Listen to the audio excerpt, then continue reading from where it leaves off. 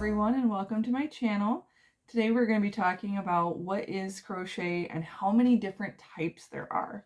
So I've done a ton of research and I have found, I think, close to 30 different types of crochet methods or different ways to crochet, and I'm going to share all of that with you today. So this is going to be part of our Crochet Basics series.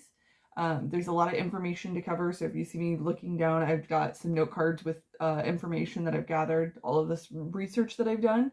So why don't we go ahead and jump right in, and we're going to talk about what is crochet.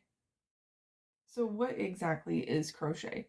If you've never done it before, or you're not familiar with it, you may not understand exactly what it is. Crochet is the process of using a hook and some sort of like yarn or ribbon or material in a long strand that you can then interlock and interweave different loops to create an actual fabric piece. The word crochet actually comes from a French word, crochet. It's, pretty self-explanatory there, but the French translation is actually to hook. So in my research, I found this amazing article by Krista Cagle over at easycrochet.com. She has this, like I said, this is an amazing article. I'll link it down below if you want to see it for yourself. This is what I use for my jumping off point for the different types of crochet that are out there. In her article, she categorized the different types of crochet into 5 main categories. Those are colorwork, alternative method, overlay, alternative tools, and lace. There were a few that I found in my research that she did not have listed in her list. So what I'm sure that I have not found every type that's out there. I'm sure my list is not exhaustive, but I think I do have a pretty good amount of information here for you. Some of these things, I think I'm going to switch around in the categories compared to what she had in her article. I feel like some didn't quite fit into her categories, and then there's going to be the ones that I found that weren't in that article. So why don't we jump right into our first category, which is colorwork. So our first type of crochet in our colorwork category is tapestry crochet. Tapestry crochet is using 2 or more colors in your project to create an image. You also carry your yarn, the ones that you're working with and the ones that you're not working with, throughout the entirety of your project, so that way you can maintain an even tension, and it helps keep your image from being distorted. So you don't want some spots that are too thin or some spots that are too thick. Tapestry crochet can be used in a wide variety of projects. So you can use this to make blankets, you can make wall hangings. Really, this one just comes down to the limit of your imagination. You can use this method for any kind of crochet project. So the next type of method that we have in the colorwork category is Fair Isle or stranded crochet. It's very similar to tapestry crochet. The biggest difference in Fair Isle versus tapestry crochet is that instead of carrying your work throughout all of your stitches, you actually just kind of let the yarn hang in the back and you just pick it up later when you need it. This is creating what's called a float. It just kind of helps keep things real thin in your project, but it does kind of create a messy backside. So this is going to be good for projects where you're only going to seed one side of your project, where, the messiness may not bother you, like on the back of a wall hanging. I've seen it used a lot in like hats and mittens and stuff. If you're going to make a blanket with this, I would definitely recommend lining the back of your blanket with like some fleece or something, just so that way it hides those floats. Because if you're laying under a blanket and you catch the floats with like your toes or something, it'll be very easy to snag or to rip your project, and nobody wants that. The third method in our color work is called intarsia. Again, very similar to tapestry and to Fair Isle. The biggest difference in this one is that when you're done with the color that you're working with, you just cut it off. And that's it. You just have a ton of loose ends to weave in if you're using a lot of colors or you have a lot of color changes. I've seen a lot of people use this method for blankets, and they'll just line the back of it so they don't have to worry about weaving in 1,000 ends. because weaving in ends is the bane of everyone's existence. Nobody likes to weave in ends. Our next color work method, this is actually the one that kind of sparked the idea for this video. I found this one on a Facebook group. I had never heard of this before, and it's called YU Crochet. Might be mispronouncing that, and I apologize if I am, but I believe that it's pronounced YU. This style of crochet was developed by the YU tribe in Colombia. It's used to create what are called mochilas. Now, this is a very sturdy handmade bag. The way that these are done is they have very tight, very deliberate stitches, and you're carrying your yarn through the entirety of the project. These bags are very stiff, but they have a very long life. They are very well-made projects. If you were going to attempt one of these projects, it is not a fast project. So if you're looking for something that can be done in a day, this is not the project for you.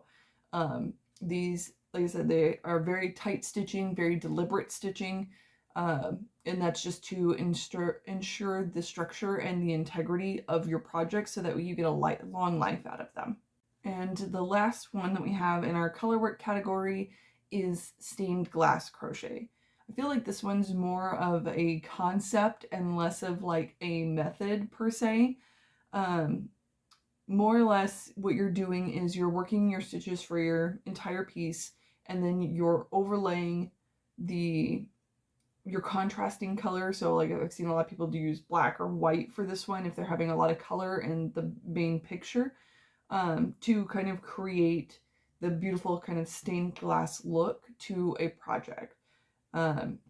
This is one of those that I've actually made a project that was kind of like this. Like I said, I think it's more of a concept and less of like an actual technique. I made a blanket that was, I call it my stained glass blanket, but it was just a bunch of diamonds that were all brightly colored, and then it was all outlined in black. So to me, it looked like a stained glass window.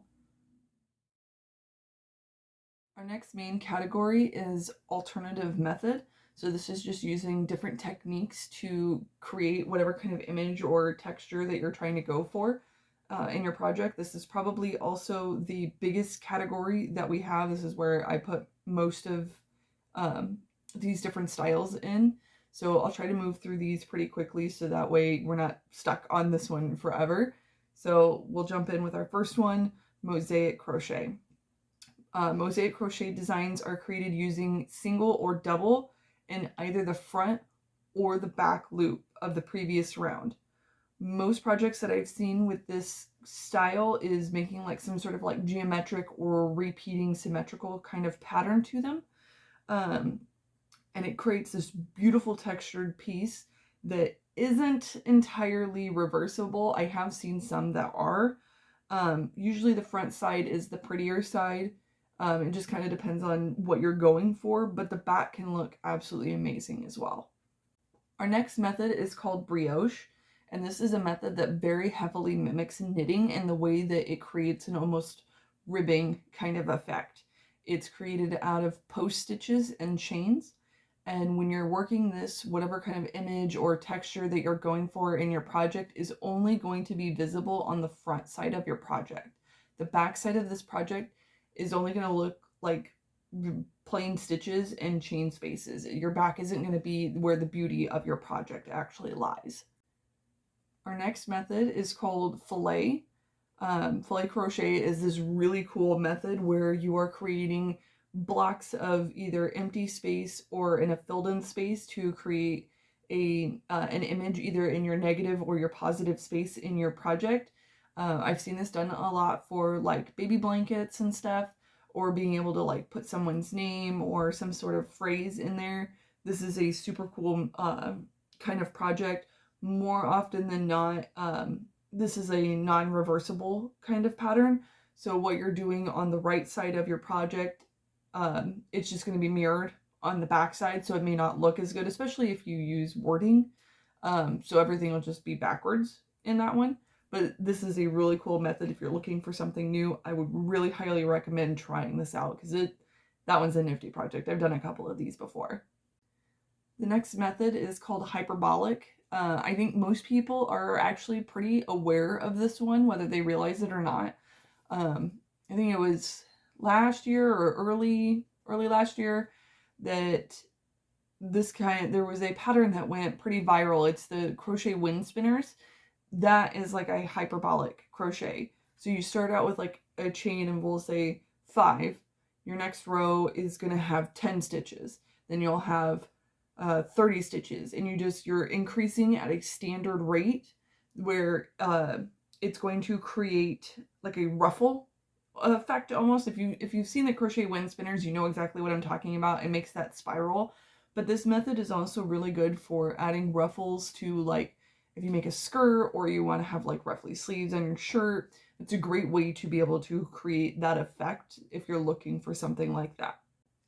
So the next method that we have is called entrelock. And this is one that's kind of intimidated me a little bit, but it is on my list of things that I want to try, especially in this new year.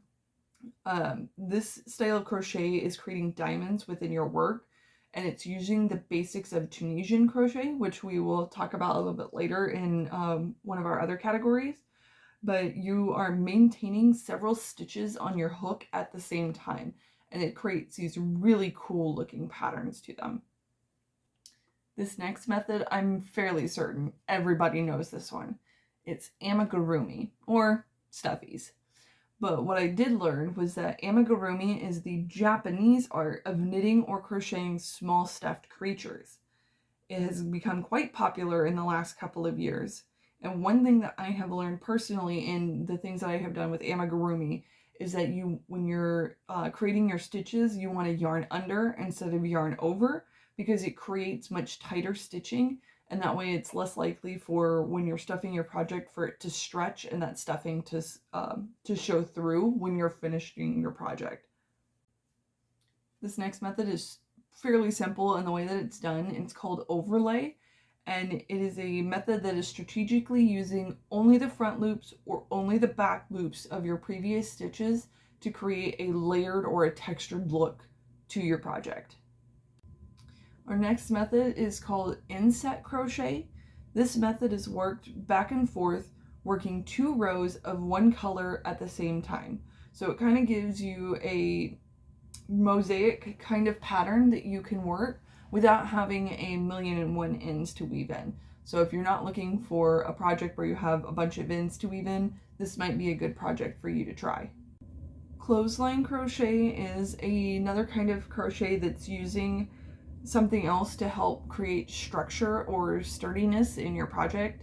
So what you're doing is you're stitching over where the name came from, like a clothesline rope. I've seen this used a lot for making bags or making baskets. It just kind of helps give like a hard, rigid, sturdy structure to help maintain the form of whatever it is that you're working with. But it's kind of like working like your tapestry, where you're just continuously working around another piece of yarn. It's just you're gonna use something that's a little bit thicker than normal yarn, and it helps, like I said, it helps with that like the structure and integrity of your project. The last technique that we have for the alternate method types of crochet is one that's on my crochet bucket list. It's called freeform crochet. This one is literally whatever you want. You don't follow a pattern for this. You just kind of crochet whatever your heart tells you to crochet. So it's there's no pattern, there's no formal structure. It's like doodling or word vomit, but in crochet. It is some of the coolest stuff that I have ever seen, and it's something I want to try, but also terrifies the hell out of me, because it's just, I've only ever followed patterns or had a set structure that I was trying to follow. This is going to be something that would be really cool and something that you can really use to show off all of your skills and the techniques that you have done or that you've learned in your experience crocheting, to really kind of say, hey, look what I can do. Our next major category for types of crochet are called alternate tools. So these kinds of methods are using things that are a little bit different than your standard crochet hook. Our first one is going to be Tunisian crochet. So these are the really long crochet hooks. They almost look like knitting needles. They just have the crochet hook at the end of them. with the Tunisian crochet, you are holding and maintaining several stitches on your hook at a time, so it is very similar to knitting. It's just done with a crochet hook, one crochet hook versus using 2 knitting needles. But it creates these really cool textured patterns. There's all kinds of different stitches specifically for Tunisian crochet. Our next alternative tool is going to be finger or arm crochet. So this one, you don't even need a hook. All you need is your hands or your arms, and then whatever kind of yarn that you want to use. So you're going to be creating the stitches just by reaching through the yarn and pulling through with your hands. So you should be able to do just about any kind of stitch that you're wanting to do. You just use your hands instead of a hook. This next alternative tool one, it has several names. It goes by crow hooking, crow knitting, crow knit, double hook crochet, and crochet on the double. This is just a variation of Tunisian, and it creates items that are reversible. So it usually only uses 2 colors, so something that's like high contrasting like black and white, red and blue, something that would be easily discernible from either side.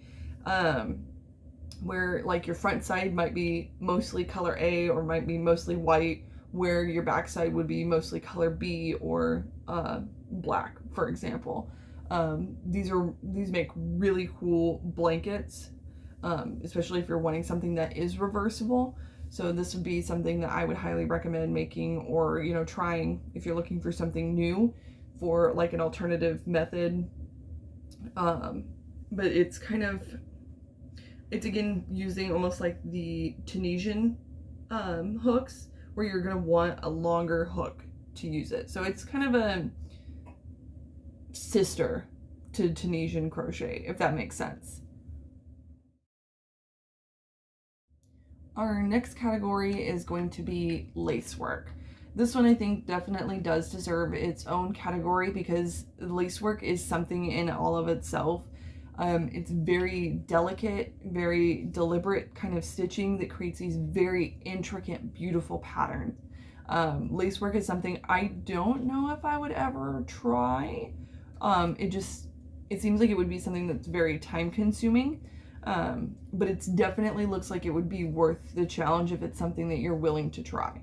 Our first type of lace work that we're talking about is going to be Irish lace crochet.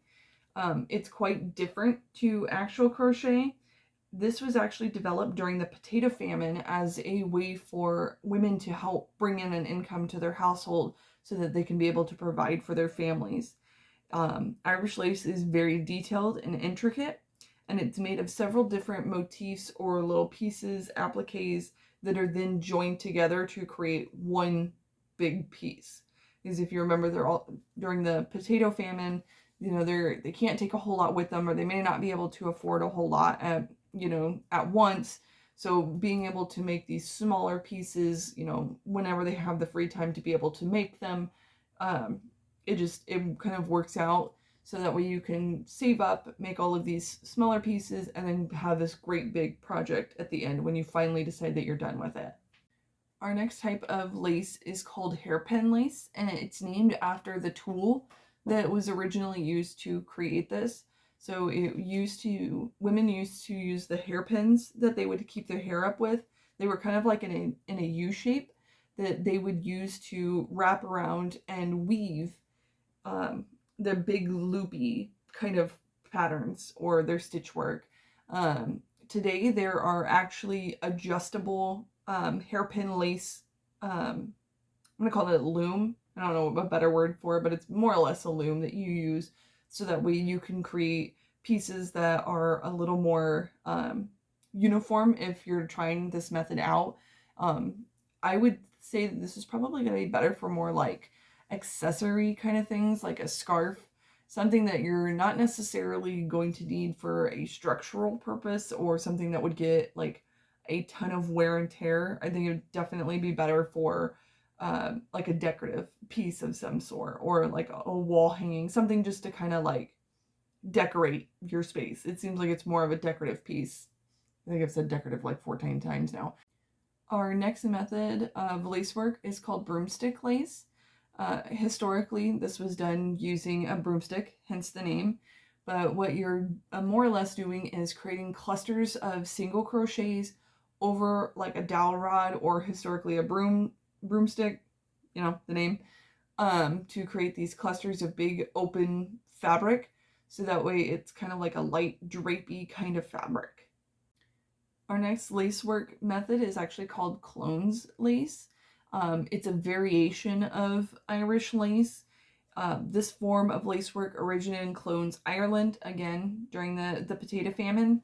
What categorizes this differently than other Irish lace is that it has what's called a clones knot, and it is created by yarning over 10 to 12 times, creating like a ball or a knot in the fabric. That's like your decorative background piece for the rest of like your Irish crochet lace.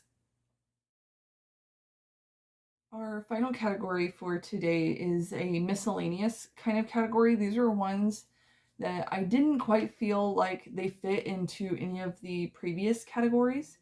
So for our first one, it's beaded crochet. This is pretty much just regular crochet. It's just done with using beads within your project. The most common thing that I have seen where people are adding beads to their project is you want to add all of the beads that you're going to use for your project before you start actually crocheting. So you're going to thread those onto your yarn. So if you need like 100 beads in your project, you're going to load all 100 of those beads onto your yarn before you start your project. So as you're working along in that project, you can just slide a bead up, lock it into place with a stitch, and then just continue on. The next method we have is slip stitch crochet, and it's exactly as the name suggests. It's literally only using slip stitches, but either in the front or the back loop. Slip stitch crochet creates a very dense fabric that's really useful for your really cold climate places. So this is really good for hats and mittens, and if you get brave enough, like a sweater of some sort. But like I said, it creates a very dense, very warm project. This next type of crochet I think is starting to really gain popularity, especially recently. It's called micro crochet. So it's the same as normal crochet, except for you're working on a very, very, very small scale. More often than not, what I'm seeing online is people are using like sewing thread or embroidery thread to be able to actually create these pieces. And we're talking they're microscopic size pieces. There's somebody on TikTok, I think, that is creating a adult-sized blanket out of micro crochet-sized granny squares. And that is a project. That is going to be intense whenever they get done with that one. Our next type is called Bosnian crochet. So it's kind of a spin on the slip stitch crochet. The biggest difference in this one being that it's using a Bosnian hook instead of a crochet hook, and it almost looks like it's like a flat hook instead of a round hook, but you're changing hooks throughout your project to create different types of heights within your stitches. So if you use a small one, I mean, you're going to have real tight small stitches, but if you move up to a bigger hook, then you're going to have your stitches are going to be a little bit bigger, a little bit wider. So it helps create texture within your project. Again, with it being slip stitch, it's going to create a very thick, dense, and warm project. So it's definitely good for places that have very, very brutal cold seasons. All right, and our penultimate method is called crotatting. This is kind of like micro crochet, but it's a little different. It's a fusion of crochet and tatting. And tatting is something that's caught my attention before, but you're creating very tiny, delicate stitches, and you're creating a very elaborate, almost lace work. I didn't include this in the lace work category just because it's not quite lace work, but it's not quite normal crochet stitching either. It's kind of like I said, it's this fusion between crocheting and tatting that just creates these beautiful, intricate pieces. And last but not least, we have Bruges. I think I'm pronouncing that right. I probably am not. This method comes from Bruges, Belgium, and it creates these long ribbon kind of pieces called Bruges tape or ribbon. And then these ribbons are made by making short rows and turning, creating these long chains. And then these long turning chains are where you actually connect the pieces. So it's a very open and flowy kind of project. This would be good for like making like almost like a sweater, but it's more of like a cover up. So like swimsuit covers, or if you're wearing a tank top but you want something a little bit more over the top of it, this would create some really cool pieces. And there you have it. There were 29, I had to go back and count. There were 29 different types of crochet that I have found in all of my research. If there was something that you are aware of that I didn't cover today, let me know down in the comments section. I'd love to hear from you. Were there any that you hadn't heard of before that you found out about today? Let me know. If you've tried any of these, I would like to hear any kind of like tips and tricks that you have. I would like to sometime in the future be able to say that I have done all of these. So if you have any tips and tricks for any of these types of crochet, I would really love to hear from you. If you liked today's video, don't forget to like. If you want to see more content like this, don't forget to subscribe.